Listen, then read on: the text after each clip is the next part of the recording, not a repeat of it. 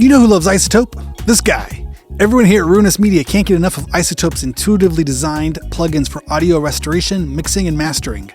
This year, make a resolution to yourself to say goodbye to bad audio and hello to super clear, wide, dynamic, clean audio using Izotope RX11 and the new Ozone 12. Master every track's potential with their complete 20-tool suite. Go to izotope.com and use code FRET10 at checkout for 10% off. That's FRET10 at checkout for 10% off. And go to izotope.com. That spelling is izotope.com.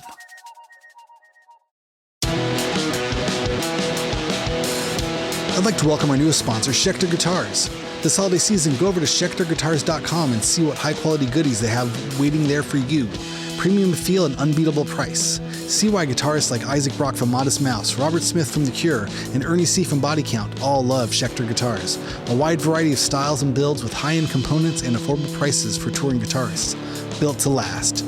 Go treat yourself and try something new you've always wanted to check out. Schecter Guitars has it all.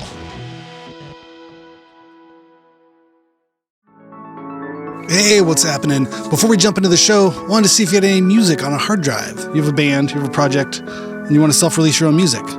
Well, there's an easy way to do it. You can go to distrokid.com/VIP/hyphenate and go get your music up on all the streamers. You keep 100% of your royalties, and you can get 30% off by using this code. It's a great, easy way to get your music up on the streamers and share it with your fans, your friends, your family, your mom, your dog, everybody. Everyone wants to hear it. But go to distrokid.com/VIP/hyphenate, HYPHENATE, and send me the link. I want to hear it too. Send your mom the link. Send your dog the link. They all want to hear it too.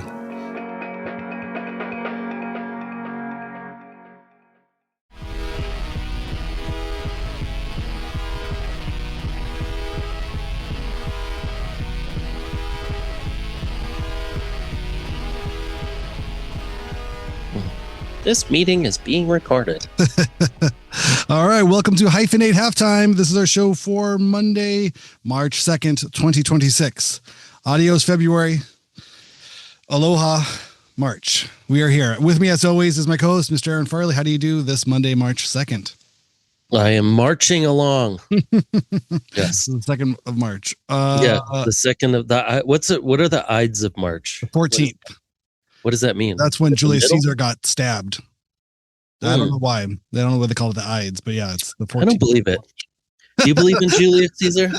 First conspiracy out the gate, not as I don't believe Julius Caesar existed. Been cloned? No. Julius Caesar. Oh my God. Jim Carrey one is so good. Was he not alive? Julius Caesar, yeah. I think for Roman historians, I'm going to go with Julius Caesar was a man. Okay. He might not have been a god or related to any kind of spiritual powers, but probably was a man. And William Shakespeare, who may or may not have also existed or not existed, wrote a play about the man Julius Caesar, and then there we go. Et tu, Brute. I guess he is as the kids say. Was he alive at the same time as Jesus Christ? No, there would have been a different Caesar. Damn. Yeah, as far as I know. Yeah. But again, I need to know more history. Well, we all do, don't we? I mean, it seems to be repeating itself, so it'd be good if we knew it. The more we know, the more we could scoff and look down our noses at contemporary times. Well, this reminds me a lot of the tariff standoff of 1452, in which the commons were seized by all serfs, and then people go, well, do they have a TikTok dance for that? Because I miss those days, actually. I miss the days of all the kids standing outside doing their TikTok dances. You miss the TikTok. That doesn't happen anymore. I feel like that was like a great time of people coming together and doing these like dances, and it's like, oh, this is kind of fun. This should be like the entertainment we're going for. Like, okay. Watching underage people learn the same dance. We're gonna do some line dancing. We're gonna you're watching all the kids coming together to do these dances, and now they're all like, they're on there and they just get Iran war. I don't know what's happened with TikTok. I've stayed off of it for most of my life. I did post I don't have it No Age at a farmer's market Once we played a festival in Portland, and we went to a farmer's market. I was like, this would be good content for TikTok, like Dean looking for like rhubarb, organic produce. But apparently it didn't set the TikTok landscape on fire. I don't know why. That is weird. It seems like it should right up really get things going. Yeah, they're really gonna like juice the algorithm. A quick Googling reveals to me Julius Caesar was roughly born July 1000 BC, so 100 years before the birth of Jesus Christ. Again, if you believe in all this stuff. No, 100. Really? 100 years before. Oh, 100 BC. 100 years. Yeah, 100 BC. Oh, so that's pretty close. But then there were more Caesars after him. Yeah, so Caesar was kind of like czar or king. I think it was sort of a word like that. Czar. So Julius was the name, and then he was Gaius Julius Caesar was born into a patrician family, the gens Julia, on 12 or 13 July 100 BC. Okay. So although July did not exist when he was born on that day, because it is made for July because of Julius. Because of him. They were right. Well, yeah. Calendar, right? I always wondered how people dealt with that. Like, why is this 100 BC year? Like, why is it counting backwards? Why is it counting down? Like, what's happening in their current timeline? Why would we be counting down to something? It would be so weird to live in a place where you're like, why are we just counting to zero? Yeah. What's going to happen? What's going to happen here? Oh, like, hey, we can't tell you. We can't tell you, but it's going to happen. Hey, pretty good. Pretty good. All right. So last week's episode, we interviewed Abigail Portner, Ms. Abby Portner. Do you know Abby? Have you ever met her? No. Okay. No, not that I know of. I didn't see a photo or anything. I might have met her in the past, but I don't think so. She's the sister of Dave Portner from the band Animal Collective, and I sort of met her under those circumstances. Is he Panda Bear? Dave is Aviator. So okay. Noah would be the panda's bear. Yeah. And Dave would it's funny, right? I forget. They have like stage names. Yeah. I don't know any of them by name. I only know them from their character, from their avatars. Right. Yeah, that makes sense. But it's fun. But they don't really like wear the masks on stage anymore. I feel like that was a thing in the early aughts. They had some little like masks and things. I mean, I don't think I wouldn't recognize any of them. Yeah. I've never seen them play live.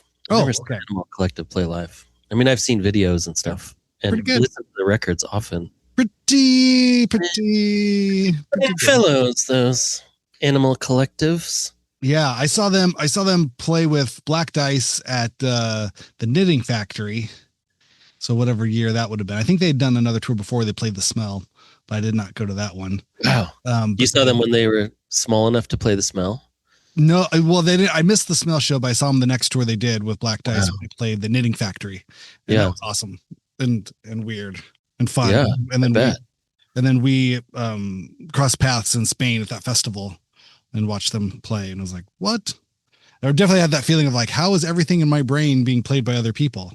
There's like, this is so cool. This is like weird acoustic drone dance music or something. But it's like, that sounds like a lot of fun, but it felt like so familiar in a way. You know what I mean? It was like, this is the weirdest thing I've ever heard, but I totally recognize all of the parts of this. It was like a remix of like your dreams or something. You know what I mean? It kind of took all these things that just existed in your brain. Like, what if all those sounds played at the same time? And you're like, oh, okay. It's like the Beach Boys. Yeah. Yeah. And like Sonic Youth, but on a sampler or something. Yeah. It definitely is one of those bands that mixed all of the stuff from the 80s and the 90s and then like took all of the best parts of all the genres and then just like meshed them together in a way where they're not like separated, but they all work together. Yeah. Yeah. So Abby has done a lot of the cover artwork and then the t-shirts and then the set design as well. And so it was always kind of fun seeing how crazy. So if you hadn't seen them live, I guess the live stage show had lots of colors and like props and kind of backgrounds and cutouts, and it all has this sort of watercolored sort of psychedelic vibe. You should check it out. Yeah. What is it? Abigail Portner or abbyportner.com is her website. She has a lot of work up there. And I always just liked that it was like a family affair. Also, it was fun. Kind of like kid sister energy. Yeah, that's so cool. I mean, it's so cool just hearing her talk about it. Just her energy is I mean, it's crazy to start what she said when they started. She was like 15 or whatever when her brother started playing music, I guess. Well, and then she said they were only a year and a half apart, so then he would have been pretty young too. But just to be a part of music and scenes and starting to do art and everything from that young of an age and to get thrown into the mix is pretty amazing.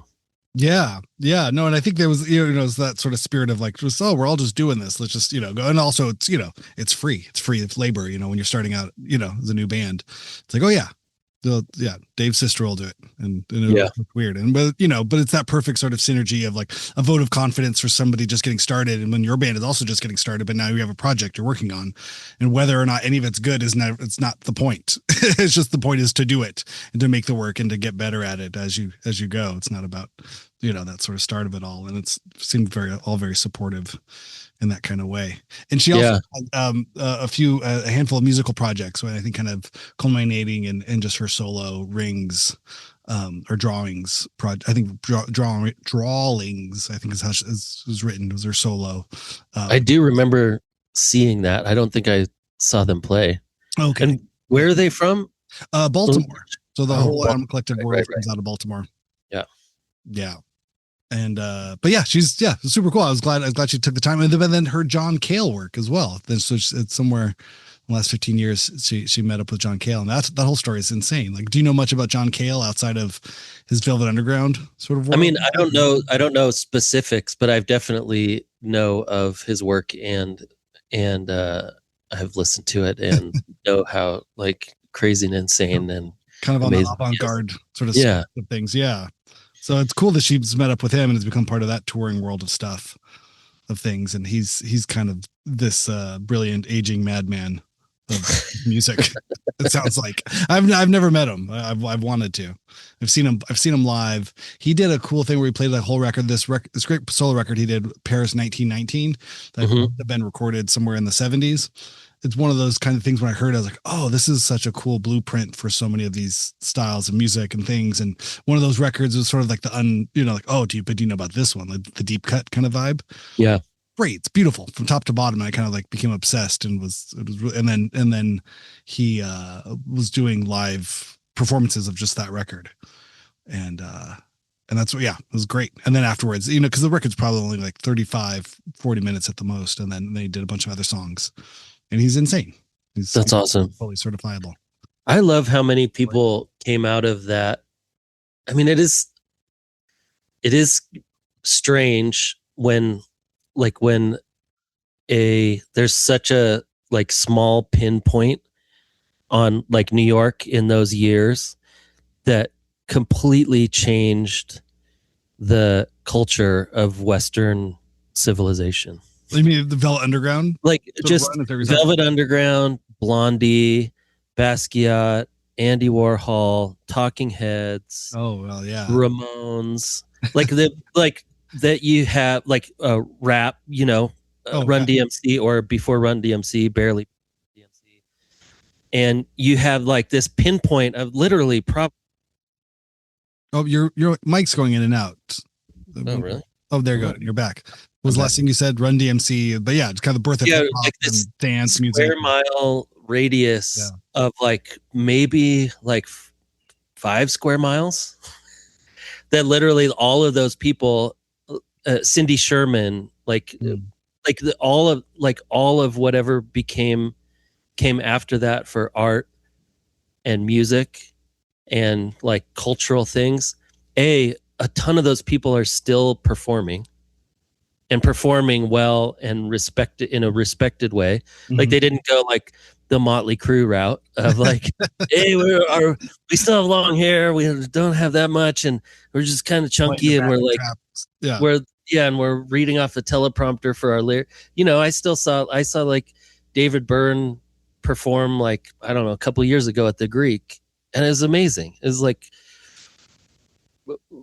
all of those people are still doing amazing work, and it was like this, I don't know what you call it, like a pressure cooker of convergence. That all that stuff happened. I mean, it's like the beginning of MTV. It's like Fab Five Freddy, like just all of that stuff happening at the same time, and then just still seeing all these people still performing who's the woman that Lou Reed was married to? Laurie Anderson. Laurie Anderson, like her work, like she's still performing, I believe. And I mean, it's just crazy, and crazy that not just like, oh, this is a nostalgia thing. Like those people are still making new work that's considered viable new work and not just like throwback kind of whatever. And I love to see that. I don't know. You think that'll happen again? Well, do you think we live in a time where that's even possible to happen? Or do you think everything now is so spread out that those kind of like hyper like creative spaces could even exist because we all know about it too early now? No, I think it all exists. I think it you hit on some like, genre specific conspiracy points I have where I've developed it as I grow old into my old. Let's go. Yeah. No, I think it's incredible. Obviously all of the stuff that comes out in these blasts, but I become cynical maybe or disillusioned or just more critical, I guess, in my eye when viewing history or movements of art or creativity and all these things. I think what happens is these are the people we know about. These are the people who have been overly documented, if not just, merchandised and sold. Yeah. You know what I mean? So obviously, you bring up all the points of like, oh, well, there's, these things, but it was the beginning of MTV. MTV started in New York as a new idea. They needed people. There was the thing like somebody go outside or everybody working in the building. Who did you see last night? Well, I saw this person. Okay, great. Go get them all up here. We got to shoot a video for them right now. You know what I mean? So I think there's not necessarily coincidences, but there's times and places, but I think documentation, and this as a photographer and as someone who documents people's process, and with studio visits and kind of, understanding the work of an artist right over time. And it's not just the work, it's a documentation of the work. Yeah.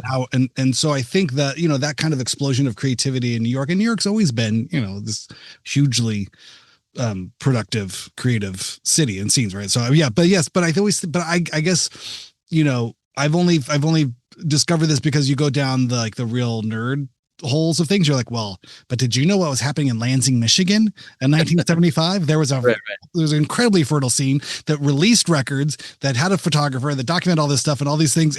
But it didn't blow up in the same way because they were all about 50 pounds heavier. No one was on heroin and skinny and looking fabulous and having sex with David Bowie. Yeah. Heroin does help. You're right. You know what I mean? So there's certain moments of that kind of stuff. And I always feel like the Kurt Cobain question comes in, those kinds of things. I feel like that's the next sort of trend. Like the man was a model.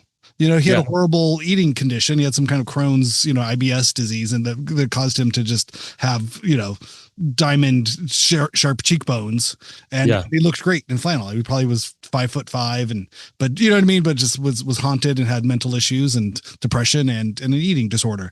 And that was cool at the time. the look sort of happened at the right place and right time. But I guess I love. All of the music. I don't want to just take anything away from all the art and creativity of it all, but I do think the documentation of what you do and the distribution of that, makes a huge point. Like you can almost claim your place in history with enough money and enough distribution. Right. Like if you can document everything, take as many photos, work with all of the talented people of their day to shoot a photo of you, and then have a pathway towards distribution of all of that material, whether it's MTV or the Rolling Stone magazine or TikTok, you know what I mean? So, but the question, I love this. I mean, it hits on so many points from my mind because I'm just like, there's so many awesome, cool, creative scenes all the time. But what gets lost in the annals of history, but also, this thing like the Rolling Stone magazine was basically run like a mafia. You got John Winter, and he's still doing it with the fucking Rock and Roll Hall of Fame.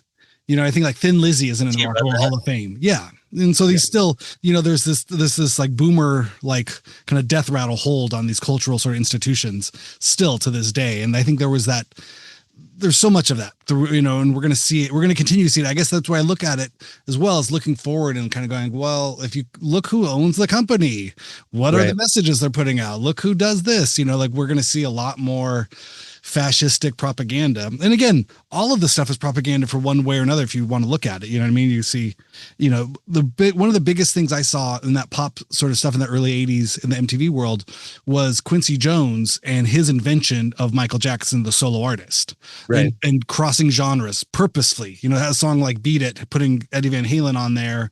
And it was really to obliterate, R&B stations and rock stations and create this thing called pop. I think Quincy Jones had the vision. He's probably one of a handful of architects of this kind of 80s cultural zeitgeist of things that would happen. But by making Michael Jackson not black, not white, or not this, not that, but the king of all pop, these sort of self-assigned things, they created pop music and whatever. And you could have Madonna there, you could have Prince there, and Prince's androgyny. And again, you could say that's propaganda for some kind of leftist, androgynous, sort of anti-racist, anti-class system of one form or another. But there was a type of thing happening there. But it was by design. It wasn't all accidental, as much as it appears to just sort of fall out. And again, this is the exploitation of young artists. You get a 15-year-old kid up there on stage, and you feed them some lines to say like, well, what if we just talked about fighting for your right to party? Well, that'd be kind of cool, right? And girls to do the dishes, that'd be like, yeah, but we're kind of feminist punks. Yeah, but it'd be funny if you were like playing a character. You're kind of like a wrestling character. Just get up on stage and take a giant dildo on tour with Madonna. Like, it's the time, it's the place. You could get a lot of attention by doing this. And Rick Rubin does love wrestling.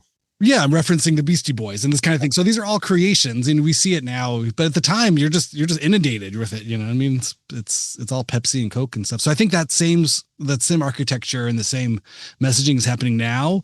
But instead of a fire hose, it's become like, needles, the needle channeling. So you can get 500 needles of influence into your brain throughout your 24 hours of day versus one giant, hose that's everything through with, it's MTV, and then you have all the commercials on MTV and this and this and this. So now you have these channels. But again, all those little needles of influence become a fire hose once you start adding up who owns it all, right? And again, start to feel like Rush Limbaugh or Alex Jones, but there's so many people pulling the levers of culture in media fashion, and they can own 17 different media things. But you mean the leftists, Randy? No,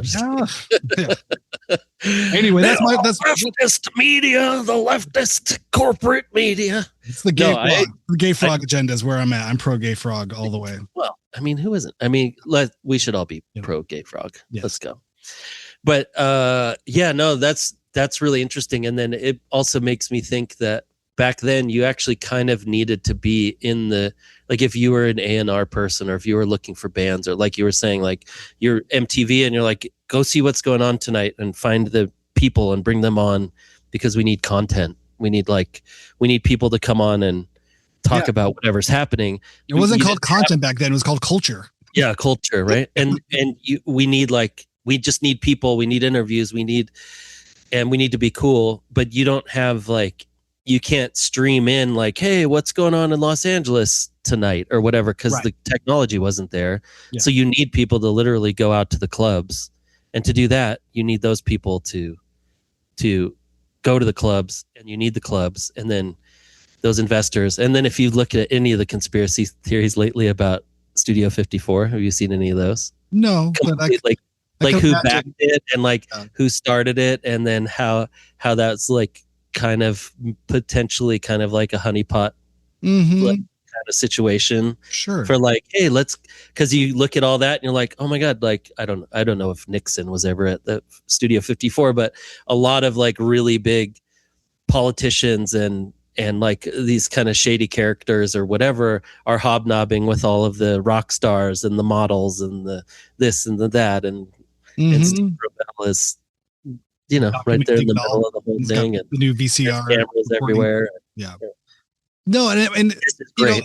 And if you just think too about the cultural narrative of it all too, it's like, MTV is about buying things. It's about selling advertising space to buy things, new electronics created in Japan or whatever, but whatever it is. But Wall Street and the excess of retail and malls and this is, again, these were not accidents. Yeah. These were creations. These were creations, and and we can be nostalgic for it, or we can look back at it. I mean, it's our life, it's our story. Everybody has their individual biography of living through whatever created culture around them, generated, it was invested, and it paid off, and everybody got rich, or the people who were building this culture and selling designer jeans, and making you pay 5 times as much as you would have, 10 years ago in 1975, a price of this, and then 85, a price of that, whether it's jeans or shoes or these, all these things, it was, and you were sold it by the cool young people you saw on MTV. Well, they got this cool pair of shoes. Now I need these cool pair of shoes. And, they created that sort of culture around product, like we always talk about, like the kids things, as we were, on the younger side in the 80s, with like that deregulation of Saturday morning TV, to sell kids toys. But that happened across the board. You have Reagan coming in and kind of deregulating. It's all private industry, the markets will control themselves, will stabilize themselves. And, and MTV plays into that, but they need people and they put people on there. But the other side of it too, my other favorite topic to always hurrying on is the art world is a fucking money laundering, again, mafia corporation. You know what I mean? So you think about all these artists like Basquiat, Andy Warhol, I don't know Laurie Anderson's career output or who owns her work, but you look at these things, there's all this money that was passed around and laundered and cleaned through from the 70s or the 60s, 70s, 80s through Warhol's factory stuff and his, the literal factory of silk screening stuff. Like, cool. That is now a $50,000 screen print. Like the amount of money put into it is within, 50 cents to $1 worth of product of ink on a piece of canvas. But now that's $50,000 because I did it and I just made 500 of them today. And I never touched the canvas. I never touched the screen, the squeegee. I posed for some pictures for my own magazine outlet that's underwritten by all of my advertisers.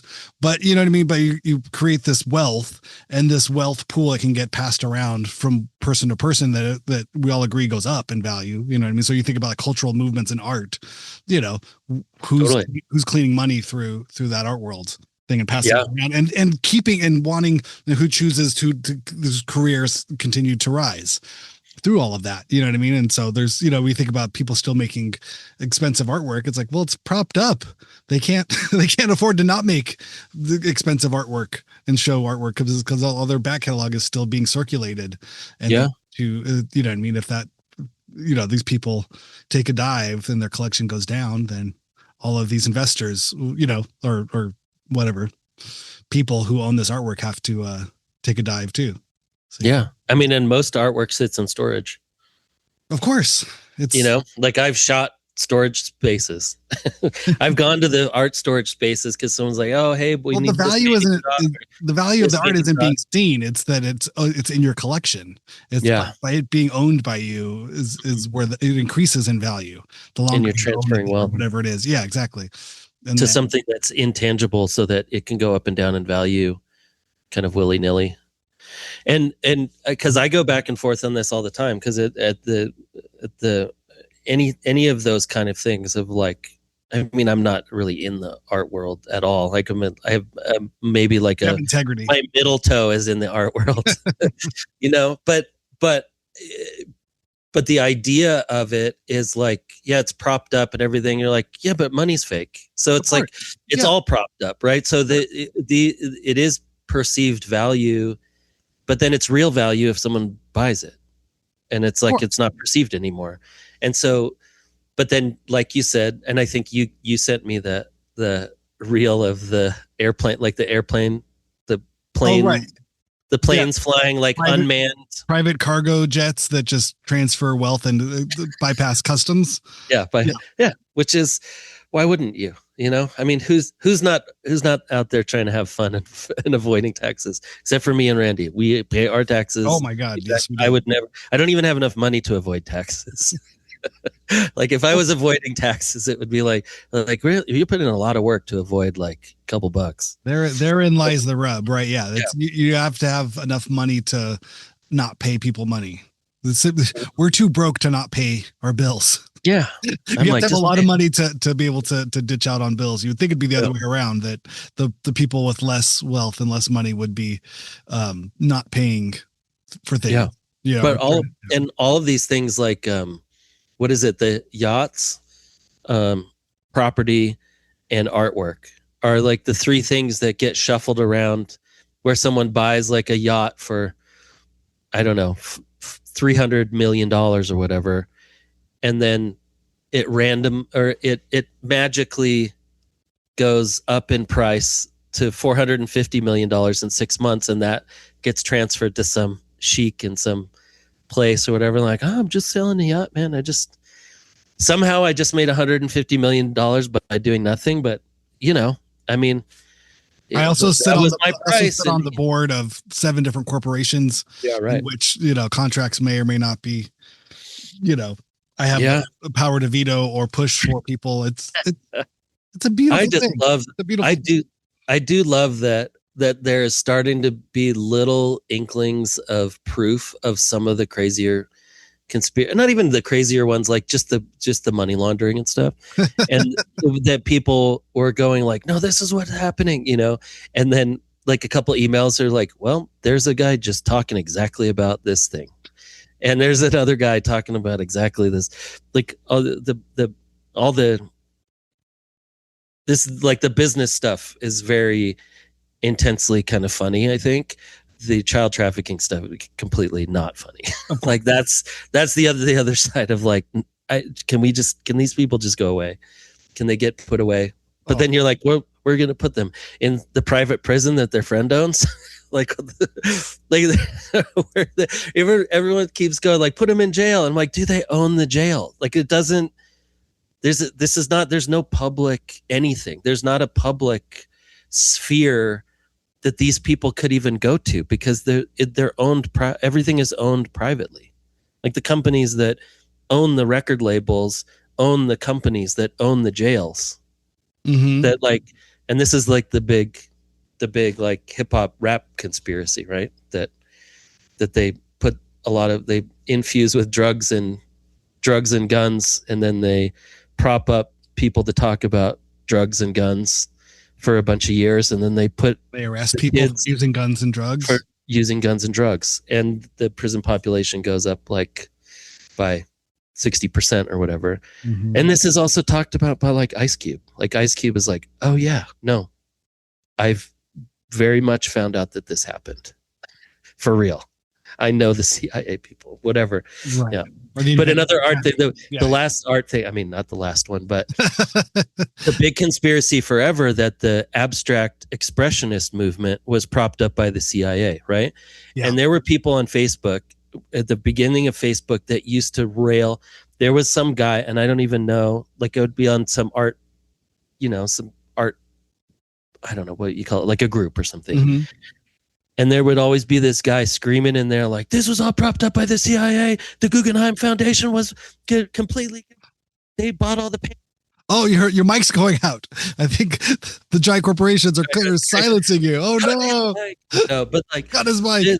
And he would just rail and everyone's like, oh my God, crazy John or whatever his name was, right?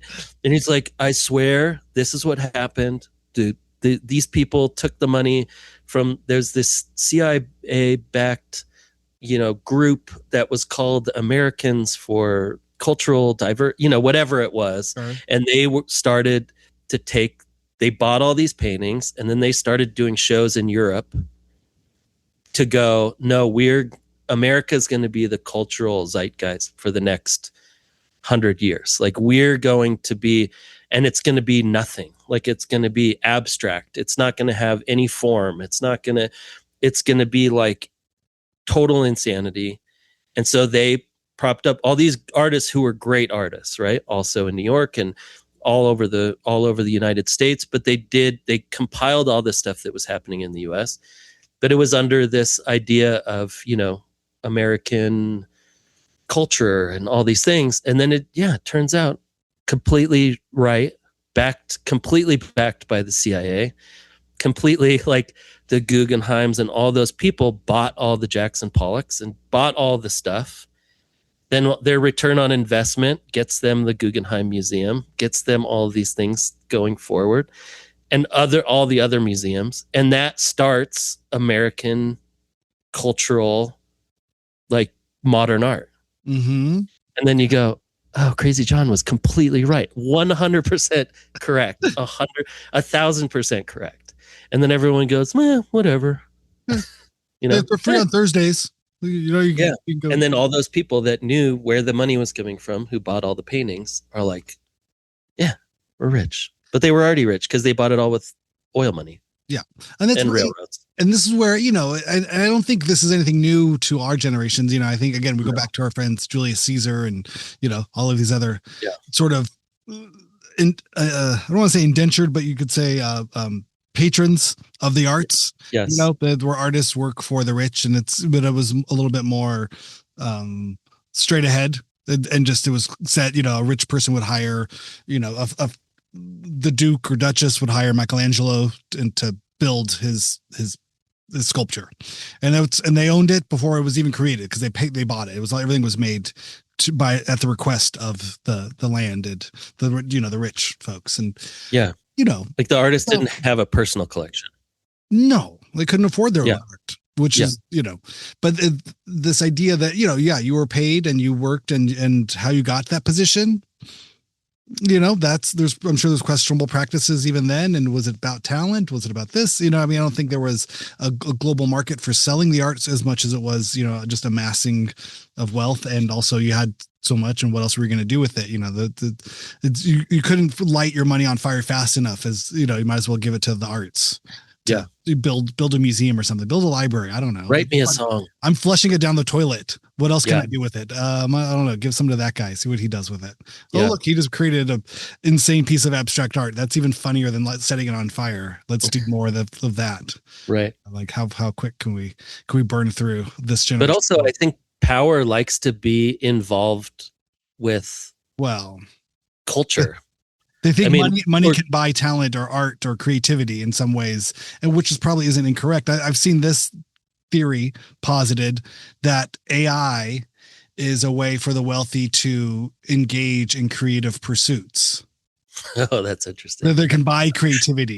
They don't actually need to even pay a creative person to make it for them. They themselves can just write the words, you know, make a drawing or make a painting of this thing, make a song of this thing, and then out from their machine will come art that they have created that was generated by them. The rich now finally have a shortcut, a viaduct straight through to, instead of supporting artists.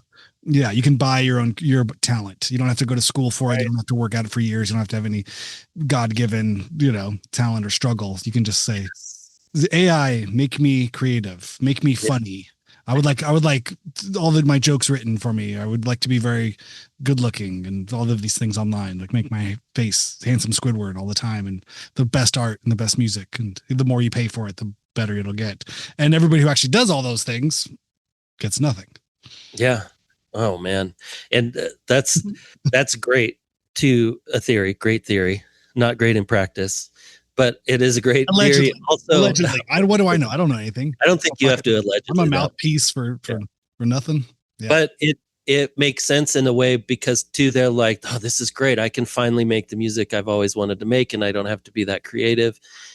And then it is just regurgitating other people's things, and then it eventually, because the way that the AI models are created, they have to have information to bring in to make new stuff. And now, you know, that I've heard that maybe 30% of all the information is now AI information because AI is being used so often. Mm-hmm. So then it becomes AI slop. And so then eventually there won't even be any information for the AI to use anymore. And then they will be uncreative again. I can't wait. Because it will start to be. I pray for this every day. Creative slop. I mean, this reminds me of, you know, I mean, we talk about like hip hop and these sort of things, you know, like basing a genre on samples and resampling and recontextualizing other people's music really set them up, you know, for, again, once it actually made money, once hip hop became profitable, then there was a trap door to it all, where all of that money could then be extracted from the black artists who were making this music and put back, well, you sampled this record, you sampled this. Like there was a backdoor created into the genre that if it ever did make money, that could then be taken back to the white song owner. The old artists would still get their 20% or their 40% or 100%. I mean, Sting owns all of whatever. I'll Be Watching You. song. Yeah. Well, as he should own that one. Again, I don't know. I'm just saying. I mean, or even our friend Lou Reed, Walking the Wild Side. This song got this, and he didn't even play the bass. The bass part was played by Session Guy, who did that cool harmonized thing because he got paid twice for every track he laid down. He did this cool kind of like slide from the third to the fifth, and the fifth bad down to the third. They did this kind of like transferring of things, and then he just got his day rate, and Lou, publishes the song, or if his company publishes it, he records it, and then he gets all the money. Like wasn't clear. Tribe Called Quest doesn't get anything. Yeah. Oh no, it was a De La Soul. Can I kick it? Yes, I can. Can I kick it? Is it Tribe Called Quest? Yeah, okay. Tribe Called Quest. There we go. Anyway. And I do. Yeah, I heard about that too because they were going to publish it, and then Lou Reed came in and they were like, "Nope, we want 100%." And that was, I feel like that was Q-Tip's first hit, and he was like, "Well, this is going to be so big for us. Like, fine, take it. We'll take the rest. We're good. We'll take the rest of the whatever's going to come after this."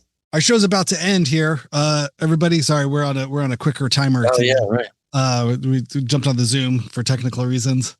And yeah, everybody, hyphenate@gmail.com. Aaron Farley @Aaron Farley on Instagram. I'm Randy S. Randall on the Instagrams. Sorry for cutting it short. This is our Monday. We got Mixmaster